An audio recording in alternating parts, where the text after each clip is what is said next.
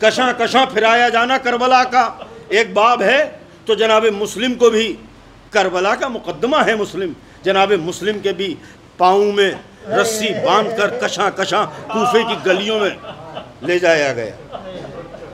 بس سمجھ لیجئے جناب مسلم اگر سمجھ میں آ گئے تو پوری کربلا خود بخود سمجھ میں آ جائے۔ کربلا شہادتوں کا نام ہے تو مسلم نے شہادت دی، کربلا جرأت کا نام ہے تو مسلم کی جرأت سنیے۔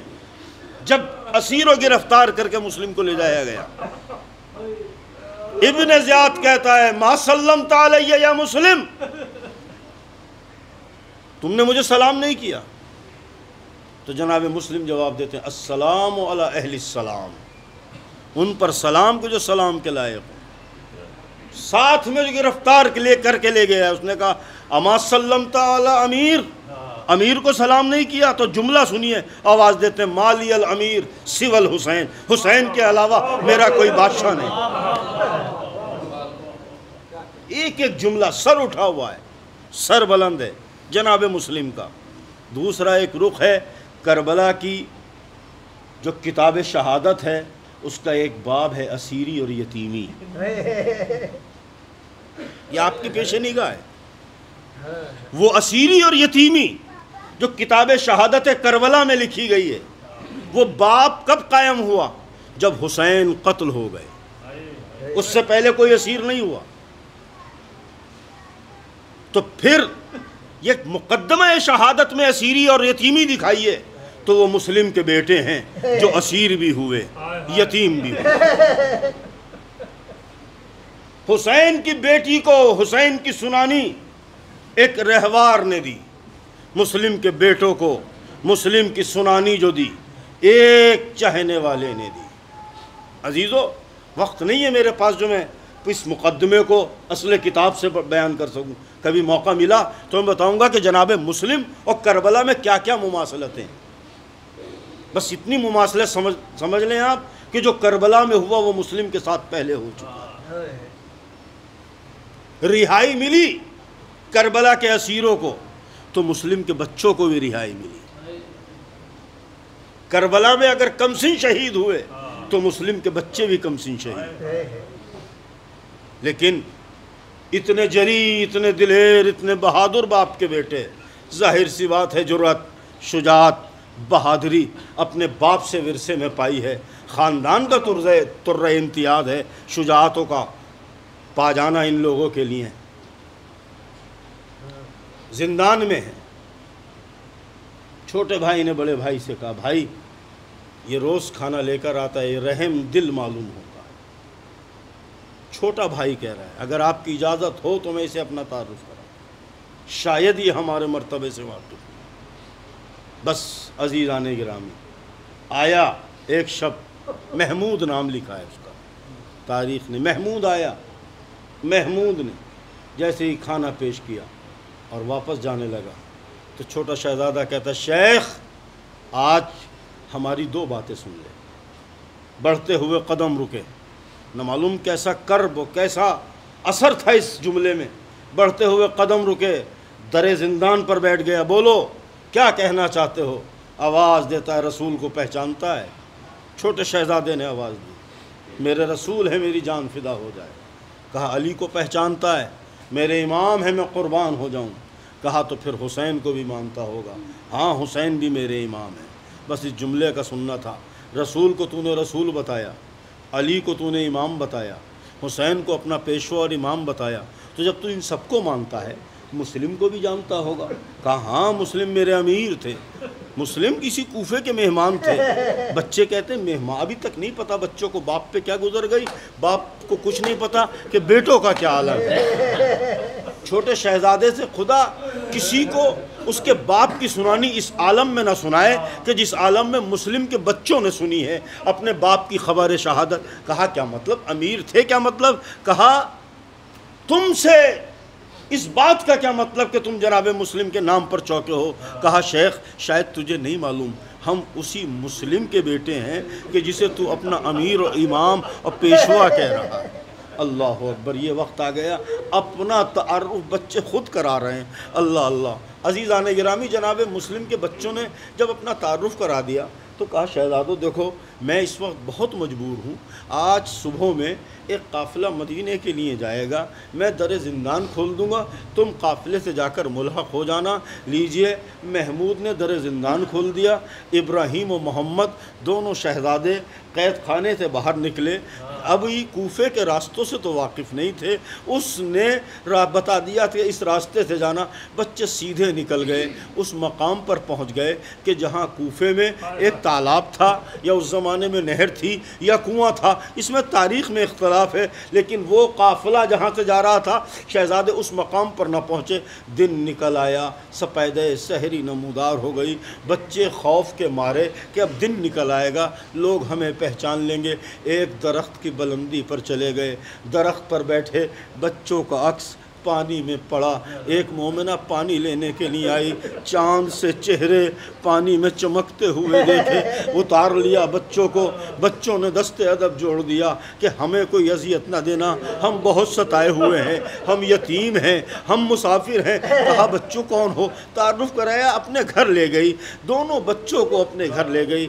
اجرکم اللہ، ادھر اس کا شوہر۔ بس چند جملے سن لیجئے، مرتبہ کیا ہے اور عظمت کیا ہے جناب مسلم کے بچوں کی۔ بس اس جملے سے اندازہ لگائیں کہ جب جناب مسلم کے بچوں کو قتل کیا گیا، آ رہا ہوں، قتل کرنے کے بعد عزیزو جو اعتراف ابن زیاد نے کیا ہے اس سے آپ کو سمجھ میں آئے گا جناب مسلم کے بچوں کا مرتبہ کیا ہے۔ عزیزو، مومنہ اپنے گھر میں لے گئی بچوں کو، حارث انعام کے چکر میں پڑ گیا، جناب مسلم کے بچوں کو تلاش کر رہا ہے۔ گھر میں آ گیا، تھکا ہوا تھا، بھوکا تھا، پیاسا تھا، شریکہ حیات سے کہا لاؤ کھانا دو۔ کھانا لگایا گیا، وہ کھانا دے کر حجرے میں چلی گئی۔ بعد میں اس نے پانی دیا، پھر حجرے میں چلی گئی۔ یہ بستر پر آرام کرنے کے لیے لیٹ گیا، اسے لٹا کر پھر حجرے میں چلی گئی۔ عزیزان گرامی، بار بار حجرے میں جاتے ہوئے دیکھا تو اس نے سوال کیا کیا قیمتی سامان اس حجرے میں ہے کہ جس حجرے میں تو بار بار جا رہی ہے؟ کہا کچھ نہیں، آپ آرام کیجئے، اس حجرے میں کچھ نہیں ہے۔ یک یک حجرے سے رونے کی آواز بلند ہوئی، اجرکم اللہ، یک یک حجرے سے رونے کی آواز بلند ہوئی۔ اب جو یہ پہنچا ہے، جانتے ہیں دو چھوٹا بھائی اور بڑے بھائی نے خواب دیکھا تھا کہ کوئی یہ کہہ رہا ہے کہ تم جلد ہم سے ملنے والے ہو، تم رسول کی خدمت میں آنے والے ہو۔ دونوں بچے ایک دوسرے سے بغل گیر ہو کے روئے، بھیا بابا آئے تھے، ہمیں بلا رہے ہیں، اب ہم جلدی بابا کے پاس پہنچ جائیں گے۔ لیجئے میں مختصر کر رہا ہوں، یہ حارث ملعون حجرے میں پہنچا، دونوں بچوں کی زلفیں پکڑتے ہوئے گھسیٹتا ہوا سین خانہ میں لایا۔ چونکہ ابھی آدھی رات کا وقت ہے، ابھی دن نہیں نکلا ہے، دونوں بچوں کی مشکوں کو ستون خانہ سے باندھ دیا۔ اجرکم اللہ، بچوں کو کتنی اذیت ہوئی ہے قتل سے پہلے اس کا اندازہ لگائیں۔ اجرکم اللہ، مشکیں باندھی بچوں کی، اور بچے صحن خانہ میں ایک ستون سے بندھے ہوئے تڑپ رہے ہیں۔ بار بار زوجہ حارث آ رہی ہے، انہیں چھوڑ دے، انہیں چھوڑ دے، انہیں چھوڑ دے۔ لیکن جیسے ہی دن کا اجالا پھیلا، دونوں بچوں کو لے کر تلوار لے کر چلا۔ غلام آگے بڑھا، انہیں نہ لے جائیے، غلام کو قتل کیا۔ بیٹا آگے بڑھا، بیٹے کو قتل کیا۔ زوجہ آگے بڑھی، زوجہ کو زخمی کیا، اور اس کے بعد یہ چلا دریا کے کنارے۔ جب دریا کے کنارے پہنچا ہے عزیزان گرامی، اب یہ قتل کرنے پر آمادہ ہے کہ میں قتل کر دوں۔ جناب مسلم کے بچوں نے بس جملہ سن لیں، مظلومی کا جملہ، جو جناب مسلم کے بچوں نے کہا شیخ تو ہمیں کیوں قتل کرنا چاہتا ہے؟ کہا مجھے انعام ملے گا۔ اجرکم اللہ، کہا تجھے کتنا انعام ملے گا؟ کہا جس کا میں تصور بھی نہیں کر سکتا۔ عزیزان گرامی، جناب مسلم نے دو جملے انعام کے لفظ کے اوپر کہا۔ جب اس نے کہا مجھے انعام ملتا ہے، دو جملے سن لیجئے، غیرت دارو، بس یہی ہمارے غم کا سب سے بڑا مقام یہ ہے جو جناب مسلم کے بیٹوں نے جملے کہے ہیں. آواز دی شیخ تو دولت کی لالچ میں ہمیں قتل کر رہا, ایک کام کر ہمیں مدینے پہنچا دے, ہم اپنے ماموں سے تجھے اتنا انعام دلا دیں گے, ہم اتنا انعام دلا دیں گے کہ جتنا ابن زیاد تجھے کبھی نہیں دے سکتا. اس کے بعد کا جملہ وہ کہتا کہ نہیں میں مدینے نہیں پہنچا سکتا. تو آواز دیتے ننھے ننھے ہاتھوں کو جوڑ کر, قریب میں کوئی بردہ فروشوں کا بازار ہوگا جہاں غلام بیچے جاتے ہوں گے, ہمیں ان کو بازار میں بیچ دے اور انعام لے لے. اجرکم اللہ, خدا آپ کو کوئی غم نہ دے سوائے غم اہل بیت کے.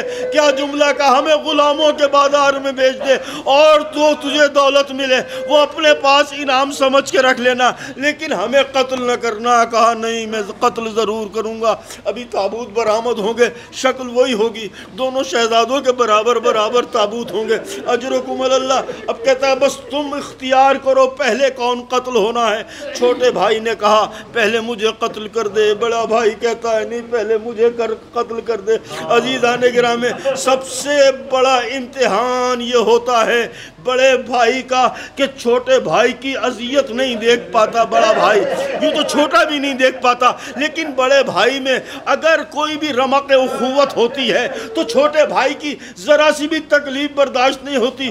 اس نے اسی پہلو پر وار کیا. جناب ابراہیم کو بعد میں قتل کیا, محمد کے پہلے تلوار لگائی, جنازے کو دریا میں پھینک دیا, اور جب دریا میں پھینکا آپ کی سطح پر معلق رہا جناب محمد کا جنازہ. اجرکم اللہ. پھر جناب ابراہیم کو قتل کیا, ان کے جنازے کو بھی پھینک دیا, سر اپنے ہاتھ میں لے لیے. تاریخ کا جملہ سنیے کہ جب جناب مسلم کے ایک بیٹے کا جنازہ پانی پہ معلق تھا, دوسرے بھائی کا جنازہ جب پہنچا تو دونوں بھائی ایک دوسرے سے بغل گیر ہو کر, اجرکم اللہ, بغل گیر ہو گئے دونوں بھائی. اب سن لیجئے سب سے بڑی مظلومی اور عظمت کا جملہ, عزیزو آخری جملہ, اور جتنا گریہ کر سکتے ہیں آپ گریہ کیجئے گا. جناب مسلم کے ان نونہالوں کے سروں کو لے کر یہ حارث ابن زیاد کے دربار میں پہنچا ہے. اجرکم اللہ. کیا جملہ ہے قسم خدا کی, یوں تو ہر بچہ اپنی ماں کے لیے چاند کا ٹکڑا ہوتا ہے آپ جانتے ہیں, لیکن جسے دشمن بھی چاند کا ٹکڑا سمجھے اس کا مرتبہ سمجھیے گا.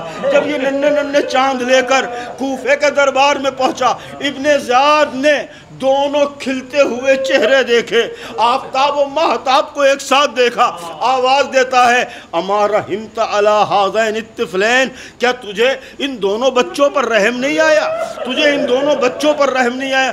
کہا ابن زیاد میں نے انعام کے لیے یہ سب کام کیا ہے. جناب مسلم کے بچوں کی عظمت کا اندازہ اس سے لگائیے. جناب مسلم کے بچوں کو جب یہ کہتا ہے کہ تو نے ان چاند جیسے بچوں پر رحم نہیں کیا, اب ابن زیاد کہتا ہے اے حارث اگر ان بچوں کے لیے تیرے دل میں کوئی رحم نہیں آیا تو ہمارے پاس بھی تیرے لیے رحم نہیں. ارے جس کا سوگ دشمن منا لے اسے کہتے ہیں مسلم کے بچے, مسلم کے نونہال. عزیزان گرامی, کوفے میں اہل حرم کا جب قافلہ مقید ہو کر پہنچا, مسلم کا تنے پاش پاش دارالامارہ پر لٹکا ہوا, مسلم کی زوجہ نے بس ایک جملہ کہا, ایک جملہ کہا, مسلم دو بچے میرے ساتھ تھے, دو بچے تمہارے ساتھ تھے, جو بچے میرے ساتھ تھے ان کے نوکے نیزہ پر یہ سر ہے, وہ جو بچے تمہارے ساتھ تھے وہ بچے کیا ہوئے. مسلم کے لاشے سے آواز آئی رقیہ, ان کا حال تو خود مسلم.